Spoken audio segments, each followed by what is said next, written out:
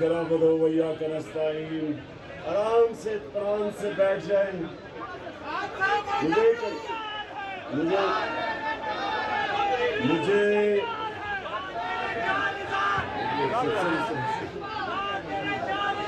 मुझे अंदाजा हो गया कि हमारी कंटोनमेंट की जबरदस्त जुनूनी और बाशऊर तंजीम है। मैं ख्याल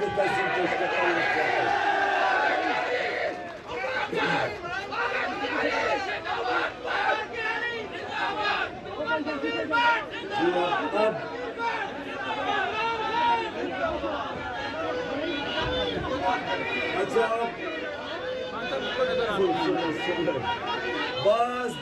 बस यहाँ मुझे सुनने के लिए आए हैं। नारे मार लिए, मेरी जब बात खत्म होगी फिर नारे मारेंगे, लेकिन अब ये चुप करके आपने भी मेरी बात सुनी है आराम से।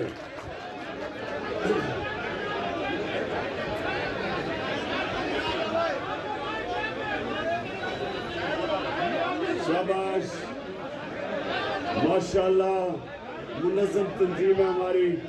फिर कंटोनमेंट की मैं मुबारक देता हूँ अपने सबको, आमिर कियानी आपकी सारी टीम को। अच्छा जी, बस। अच्छा जी, अब सबसे पहली चीज, मैंने अभी आपको एक कॉल देनी है और मैं ये चाहता हूं कि जब मैं आपको कॉल दूं तो आपकी मुकम्मल तौर पे आपकी तैयारी पूरी हो।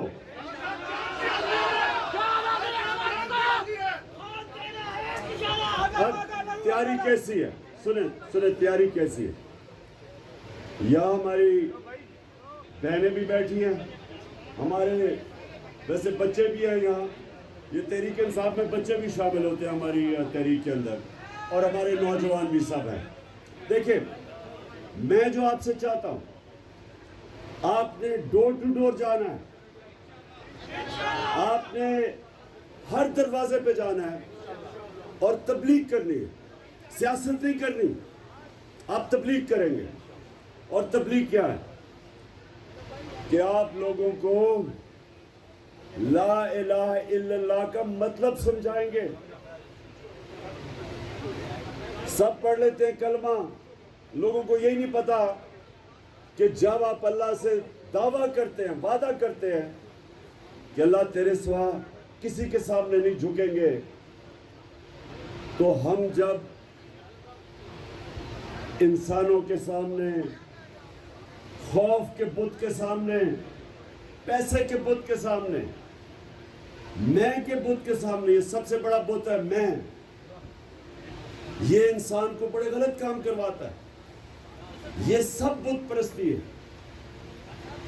कोई नहीं है खुदा सिवाय अल्लाह के। इसका मतलब कि जब भी किसी झूठे खुदा, किसी फर्शी खुदा की आप उसके सामने आप झुकते हैं, आप अपने कलमा की खिलाफ वर्जी करते हैं, आप बुत परस्ती करते हैं, आप शिर्क करते हैं। इसीलिए मदीना की रियासत में जब हमारे नबी सल्लल्लाहु अलैहि वसल्लम ने उन अरबों को जिनकी हैसियत ही कोई नहीं थी, उनको ला इलाहा इल्लल्लाह के जरिए बड़े इंसान बना दिया, दुनिया की इमामत करवाई, उनको आजाद कर दिया। ला इलाहा इल्लल्लाह आपको आजाद करता है। ये जो जंजीरें हैं जो रोकती है इंसान को अशरफुल मखलूकात, अल्लाह की अजीम मखलूक बनने से, ये जंजीरें हैं। खौफ की जंजीर कि जी मुझे जेल में डाल देगा, आंसू गैस आ जाएगी। ये इस तरह के चोर डाकू जो ऊपर बैठ गए हैं कि जी हम अगर इनके खिलाफ खड़े होंगे, ये पता नहीं हमारे ऊपर क्या कर देंगे, हमारी रोजी ना चली जाए, हमारा जो नौकरी है वो ना चली जाए। ये सारी चीजें, ये जितनी भी चीजें हैं, ये याद रखें कि अल्लाह के हाथ में रिस्क है। आप जितनी मर्जी मेहनत करें, आखिर में कितना आप रोजी कमाएंगे ऊपर वाले के हाथ में। उसने अपने हाथ में इसलिए रखा है कि वो इंसान तो वो समझता था अल्लाह कि वो रिस्क की खातिर ब्लैकमेल ना हो, गुलाम ना बन जाए, शिर्क ना करे, गलत काम ना करे। वो जो पुलिस वाले जिन्होंने औरतें और बच्चों के ऊपर टीयर गैस की शेलिंग की, क्या उनके ज़मीर उनको ये नहीं बता रहा था कि ये कोई दहशतगर्द आपके सामने है, ये कोई मुजरिम है, ये कोई हिंदुस्तान की फौज है? ये आपके अपने लोग थे, पुरअमन एहतजाज कर रहे थे। तो जो भी वो पुलिस वालों ने या रेंजर्स ने उनके ऊपर, अब मैं क्या कहूं, जुल्म किया। बच्चे थे वहां और बच्चों की आंखों में आंसू गैस जा रही थी। तस्वीरें उन बेचारे बच्चों की, घबराए हुए थे आंसू गैस से। कोई अपने लोगों के ऊपर ऐसा जुल्म नहीं करता, बल्कि कोई, मैं ये कहता हूं कि दूसरों के ऊपर भी ऐसा जुल्म नहीं करना चाहिए। कोई हमारा दुश्मन भी हो, हमें ऐसा जुल्म ना करे। ये जो सीन थे आप मकबूजा कश्मीर में देख लें, जो मुसलमानों को, वहां कश्मीर के लोगों को, जिधर उन्होंने हर किस्म का जुल्म करते हैं उनको गुलाम बनाने के लिए, वही सीन थे वहां। उसी तरह रबर बुलेट्स, टेयर गैसिंग अपने लोगों के ऊपर चल रही थी। तो जो लोग भी वो पुलिस वाले ऑर्डर कर रहे थे, वो अपने जमीर के खिलाफ जा रहे थे। ये दुश्मन नहीं थे, ये अपने शहरी थे जो कह रहे थे कि एक बाहर की हुकूमत, एक बाहर की साजिश के तहत हमारे ऊपर हुकूमत मुसल्लत की गई, वो हम नहीं मानते। वो ये कह रहे थे कि मुल्क के बड़े बड़े डाकुओं को ऊपर बैठा दिया, हम नहीं इनको मानते। और ये उनका हक था। एक डेमोक्रेसी के अंदर शहरियों का हक होता है ये कहना। उनके ऊपर इस तरह तशद्दुद करना, जो वो बेचारा हमारा नौजवान शहीद हुआ, रावी के पुल से नीचे फेंक दिया जिस पुलिस वालों ने, ये अपनी नौकरियों के पीछे गुनाह कर रहे थे। जो अल्लाह ने हुक्म हमें बताया हुआ कि कैसे जिंदगी गुजारनी है, इंसाफ के ऊपर जिंदगी गुजारनी है।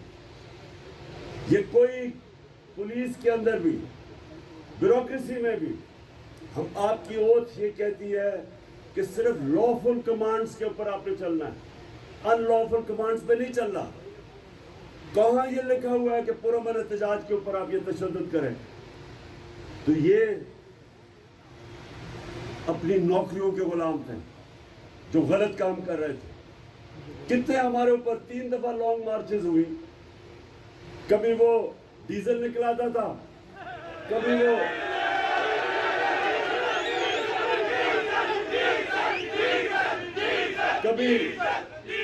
कभी कंपेन टांगने वाली निकलाता था। क्या हमने कभी इनके रास्ते रोके, कंटेनर खड़े किए, इनको टेयर गैस की?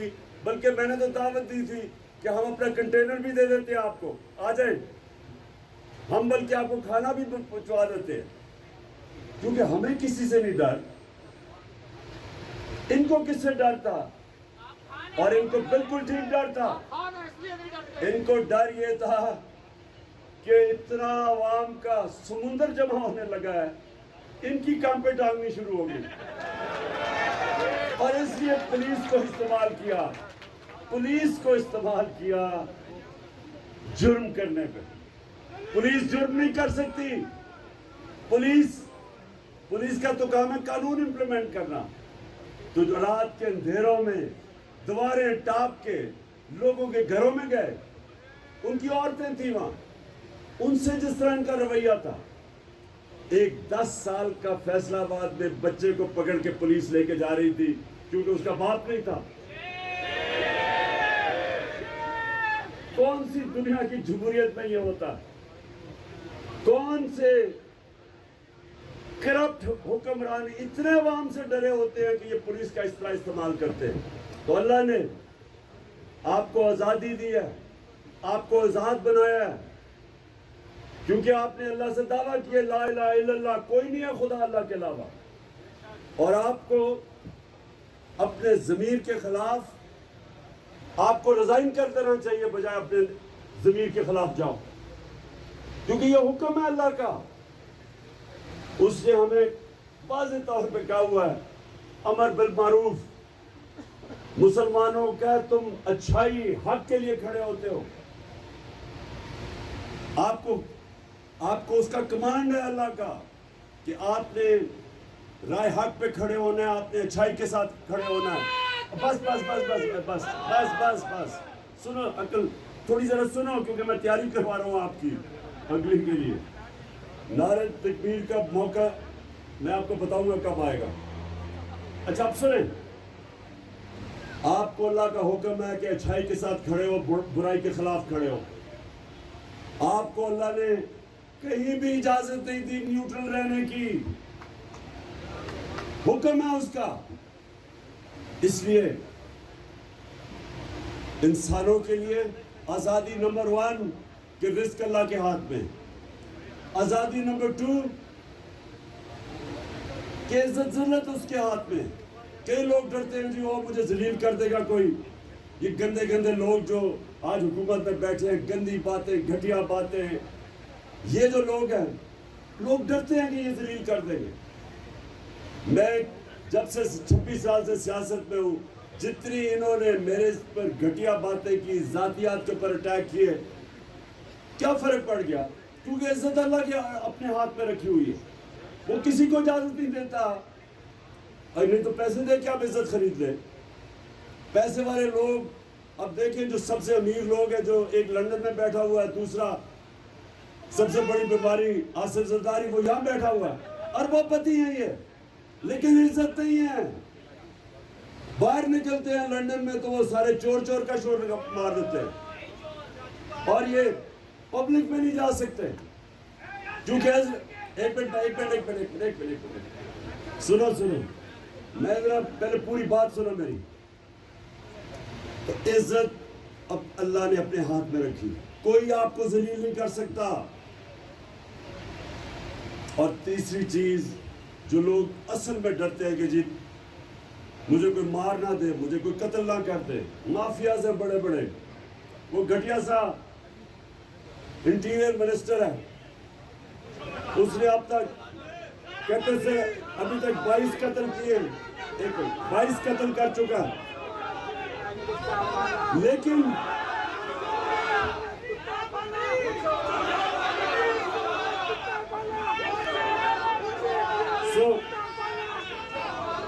कहने का मतलब ये है कि कभी भी सुनो, कभी भी ये खौफ आपकी जिंदगी के मकसद में, आपके नजरिए के रास्ते में मौत का खौफ नहीं आना चाहिए, क्योंकि अल्लाह ने ये आपको कह दिया है कि उसने अपने हाथ में रखी हुई है।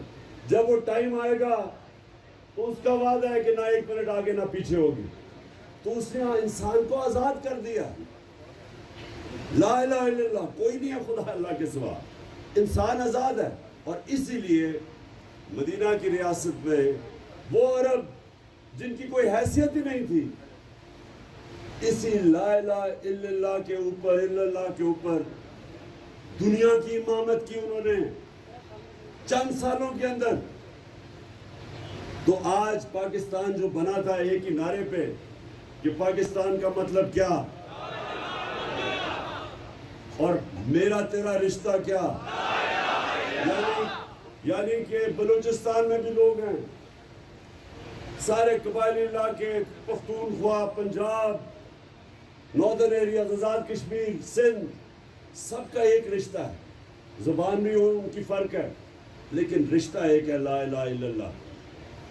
इस पे बना था पाकिस्तान, इसने हमें इकट्ठा रखना था, इसने इस फेडरेशन को मजबूत करना था, इसने हमें आज़ाद करना था। इसके लिए कायदे आज़म ने जद्दोजहद की थी कि वो ये नहीं चाहते थे कि हम हिंदुओं की गुलामी में रहें, वो एक आज़ाद मुल्क चाहते थे। तो वो ये भी नहीं चाहते थे कि हिंदुओं की गुलामी से निकल के अमरीकियों की गुलामी करें हम, या ये चोरों की गुलामी करें। इसलिए ये आपकी जो आज़ादी मार्च है ये बहुत अहम है। ये तहरीक पाकिस्तान के बाद ये उतनी इस मुल्क के लिए अहम है तहरीक हकीकी आज़ादी इन चोरों से। और अब ये देखें, मैं आज जरा आपको बताऊं कि इन चोरों के नीचे हुआ क्या है। ये 2 महीने के अंदर ये तो सबको पता चल गया ना कि महंगाई तो इनका इशू नहीं था, क्योंकि उन्होंने 2 महीने में वो महंगाई की है जो 3.5 साल में हमने नहीं की। वो आज बिजली भी गायब हो गई है, लोड शेडिंग की इंतहा, गर्मी की इंतहा, लोड शेडिंग की इंतहा, बिजली 10 रुपए यूनिट ज्यादा और अभी मजीद बढ़ेगी। डीजल और पेट्रोल 60 रुपए लीटर ज्यादा और मजीद और बढ़ेगा, और मजीद और बढ़ना है अभी। और ये भी सुने जरा, पेट्रोल अच्छा बिजली भी गायब, आज पेट्रोल गायब, रुपया गिर रहा है, रुपया कोई रिकॉर्ड पे पहुंच गया, डॉलर आज कोई 206 पे पहुंच गया, 200 और 208 206 पे। सुने जरा, स्टॉक एक्सचेंज कुछ 700 अरब रुपया उसमें से गायब हो गया।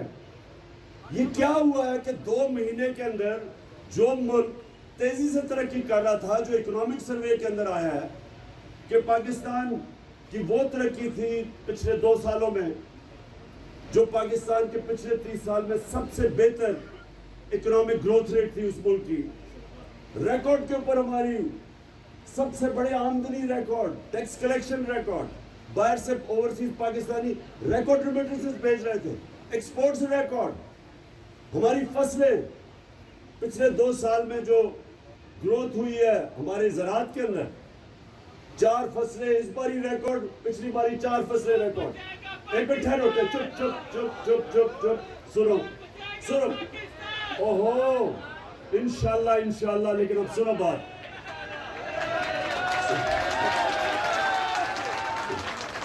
तो वो जो मुल्क तेजी से आगे जा रहा था, कौन सी क़यामत आई थी कि ये चोरों ने मिलकर जी महंगाई करके और साजिश के जरिए हमें गवर्नमेंट गिराई। और आज 2 महीने में आपके सामने हालात हैं, पाकिस्तान की रेटिंग, जो इंटरनेशनल क्रेडिट रेटिंग वो नीचे, मूडीज, वबडा की क्रेडिट रेटिंग नीचे, जिसका मतलब कि जो हम 10 डैम्स बना रहे हैं वो मुतासर हो सकती है क्योंकि फंडिंग बाहर से नहीं मिलेगी। और सबसे जो खतरनाक चीज वो ये कि हमारी एक्सपोर्ट्स 10% गिरी, और दूसरा जो रेमिटेंसेस पाकिस्तानी बाहर से भेजते थे वो गिर गई है। इसका मतलब क्या, हमारा खसारा बढ़ता जाएगा, इसका मतलब रुपए पे प्रेशर बढ़ता जाएगा, इसका मतलब हमारे रिजर्व्स कम होते जाएंगे, इसका मतलब कि अगर इसी तरह चलता रहा तो मुल्क श्रीलंका के रास्ते पर निकल गया। इसलिए आज सारी कौम को इकट्ठा होकर एक चीज मांगनी चाहिए, हमें इलेक्शन चाहिए। एक चीज, इलेक्शन ही नहीं, साफ और शफाफ इलेक्शन, जो ये इलेक्शन कमीशन बिल्कुल नहीं कर सकती, क्योंकि ये मिल के अभी भी पंजाब में जो 20 हल्कों पे इलेक्शन है, अभी भी पूरी गेम तैयार हो रही है धांधली करके इलेक्शन जीतना। लेकिन मैं बस एक तो अच्छा जी, आप जरा ये सुने, अब जब से ये आए इन्होंने कहा था महंगाई के कम करेंगे, इन्होंने कहा कि हम बड़े तजुर्बाकार हैं, हम माइशत को ठीक करेंगे।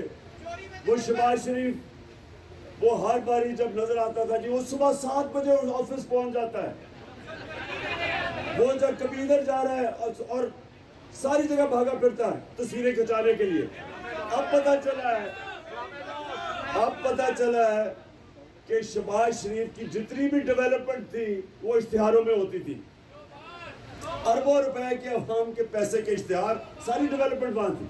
अब पता चला है कि ना वो माइशत को रोक सका है, नीचे जाने पे महंगाई का समुंदर आ गया है। लेकिन जो उसने काम किया है, आते साथ ही मैं पहले दिन कह रहा था कि NRO 2 के लिए सारी गेम हो रही है, अब NRO 2 आपके सामने आ रहा है, आते साथ ही सारे केसेस खत्म। अभी मैं बताऊंगा कि FIA से क्या हुआ है। FIA जो इदारा इन्वेस्टिगेट कर रहा था शहबाज शरीफ और उसके बेटों की करप्शन, उसके उससे क्या हुआ है, नैब के ऊपर कानून नया लेके आया, नैब खत्म, सारे इनके अरबों रुपए के केसेस खत्म, सारे चोरों के केसेस खत्म, अरबों रुपए। गरीब आदमी जेल में रहेगा, लेकिन जिन्होंने अरबों रुपए की करप्शन की वो सारी करप्शन खत्म। उसके बाद पार्लियामेंट, जब राजा रियाज ऑपोजिशन लीडर बन जाए इसका मतलब पार्लियामेंट खत्म।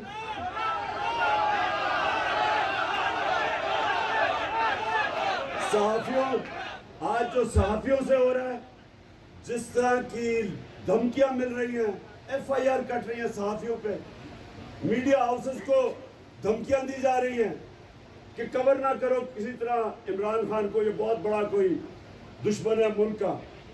जो ये हरकतें, ये कभी, ये मार्शल लॉ में भी ऐसी चीजें नहीं हुई। जो हमारे ऊपर FIR कटी है, मेरे ऊपर कोई 8-9 FIR है, मुझे तो भूल ही गया कितनी ज्यादा, सारे कारकुनों पे कटी हुई है FIR। और सिर्फ और सिर्फ एक कोशिश, किसी तरह अवाम को खौफजदा करके और चुप करके बैठा दे। अब मैं ये जरा सुने कि शहबाज शरीफ के जो केसेस थे उन लोगों से हुआ क्या। सबसे पहले आपको पता ना, शहबाज शरीफ ने नौकरों के नाम पे अपनी शुगर मिल में नौकरों के नाम पे 16 अरब रुपया नौकरों के नाम पे लिया। आप उसमें से जरा सुन लें। पहले जनाब बारी आई गुलजार अहमद, जो PN जो कि चपरासी काम करता था, उसका वो भी इनके पैसे, उसके अकाउंट में भी पैसे आते थे, वो अल्लाह को प्यारा हो गया। उसके बाद बारी आई जनाब मुजम्मल राजा की, उसको भी दिल का दौरा पड़ा, वो भी अल्लाह को प्यारा हो गया, ये भी पैसे उसके अकाउंट में पैसे आते थे। फिर जनाब गुलाम शबीर, वो भी एक था जिसके पैसे आते थे, उसको भी जनाब दिल के दौरे से वो भी अल्लाह को प्यारा हो गया। और फिर आप सब जानते हैं बेचारा मकसूद चपरासी, इसके पैसे आते थे। अच्छा, गुलाम शबीर जो था, ये पैसे डालता था मकसूद चपरासी के अकाउंट में, तो गुलाम शबीर क्या, सबको दिल के दौरे पड़े। मकसूद चपरासी 50 साल का भी नहीं था, वो दिल के दौरे से गया। फिर जो इन्वेस्टिगेटिंग ऑफिसर था डॉक्टर रिजवान, वो दिल के दौरे से गया। फिर जनाब एक और इन्वेस्टिगेटिंग ऑफिसर नईम, उसको हार्ट अटैक हुआ, लेकिन अल्लाह ने उसको बचा लिया। और फिर आज हमने खबर पड़ी है, इमरान रजा जो एंटी करप्शन में, ये फैसलाबाद में, आप सोच रहे हैं फैसलाबाद में किसका वो इन्वेस्टिगेट कर रहा होगा, किसको। अब उसको पता चला, ये जरा सुने, पता चला जी वो अच्छा भला था, उसने जी खुदकुशी कर ली है। अब ये जो हो रहा है, ये क्या पैगाम जा रहा है, ये पाकिस्तान में ये पैगाम जा रहा है कि जनाब ताकतवर माफिया को कोई सरकारी नौकर हाथ ना डाले, कोई FIA वाला आगे से इनको इन्वेस्टिगेट ना करे। नैब वालों को सारों को डरा दिया कि जो इनके केसेस हैं चुप करके पीछे हट जाओ, ताकि ये सारे केसेस इनके माफ हो जाए। सबसे जो जुल्म हो रहा है इस मुल्क से, कि मुल्क चलता है मेरे कारकुनों, मुल्क चलता है इदारों पे। मजबूत इदारे मुल्क को मजबूत करते हैं। मुल्क चलता है रूल ऑफ लॉ, इंसाफ के ऊपर, कानून की हुक्मरानी के ऊपर। उसकी वजह से मुल्क ऊपर जाता है। सारी आज कानून की हुक्मरानी खत्म। इसका मतलब ताकतवर के लिए एक कानून, कमजोर के लिए दूसरा। ताकतवर के लिए, जिस तरह हमारे नबी सल्लल्लाहु अलैहि वसल्लम ने कहा था कि वो कौमें तबाह हो जाती हैं जिधर छोटा चोर जेल में डाला जाता है और ताकतवर डाकू को उस मुल्क का निज़ाम नहीं पकड़ सकता। ये आपके सामने हो रहा है, ये तबाही आपके सामने है कि बड़े बड़े डाकुओं को पहले तो उन लोगों को डराया धमका, सबको डराया धमकाया जा रहा है। जो इन लोगों को, ये जो मर रहे हैं लोग, सब डरेंगे अब कि इनकी किसी चोरी के ऊपर कोई हाथ ना डाले। और दूसरा सारा हमारा इंसाफ का निज़ाम, FIA जिन्होंने पकड़ना था चोरों को, नैब, जो भी हमारे एंटी करप्शन, क्योंकि ये एंटी करप्शन वाला आज जिस पता चला जिसने खुदकुशी की है, इसका मतलब ये सब डरेंगे, एक इदारा बच जाएगा, वो है पाकिस्तान की अदलिया। लेकिन माजी में हम सबको पता है कि अगर शरीफ खानदान के लिए अदलिया उसके खिलाफ फैसला करती है तो सुप्रीम कोर्ट पे भी हमला हो जाता है। अगर खिलाफ फैसला करती है तो अरशद मलिक के ऊपर टेपें निकलाती हैं। पिछले चीफ जस्टिस जो थे साकिब निसार, उनके ऊपर टेप निकलाती है। तो ब्लैकमेल माफिया की तरह जुडिशरी को भी इन्होंने माजी में किया, फिर करेंगे। अगर इनको खतरा जिधर से भी होगा ये उसके ऊपर अटैक करेंगे, उनको डराएंगे, धमकाएंगे, पैसे भी देंगे। जो पैसे ब्रीफ केस चले थे, जब जस्टिस सजाद अली शाह अपनी किताब में लिखते हैं कि कोयटा बेंच को ब्रीफ केस चले, शहबाज शरीफ खुद गया था ब्रीफ केस देने के लिए। तो ये मुल्क का सबसे बड़ा इस वक्त अलमिया है कि सारा पाकिस्तान का इंसाफ का निज़ाम वो ख़तरे में। और ये सारी इन्वेस्टिगेटिंग एजेंसीज, ये जो जिन्होंने काम करना होता है चोरी बचाने के लिए, वो सब अब अपने आप को बचाएंगे। इसलिए मैं आखिर में आप सबको कह रहा हूँ, आपने डोर टू डोर जाना है, आपने डोर टू जाना है, घरों में जाना है, लोगों को, ख्वातीन को, सबको तैयार करना है, यूथ को, नौजवानों को। आप सब ने तबलीग करनी है, आपने इकट्ठा करना है। और इंशाल्लाह मैं कॉल देने वाला हूँ, सारों ने आपने पूरी जोर लगा के मेरे साथ निकलना है। और एक हमारी आवाज होगी, इम्पोर्टेड हुकूमत नामंजूर और इलेक्शंस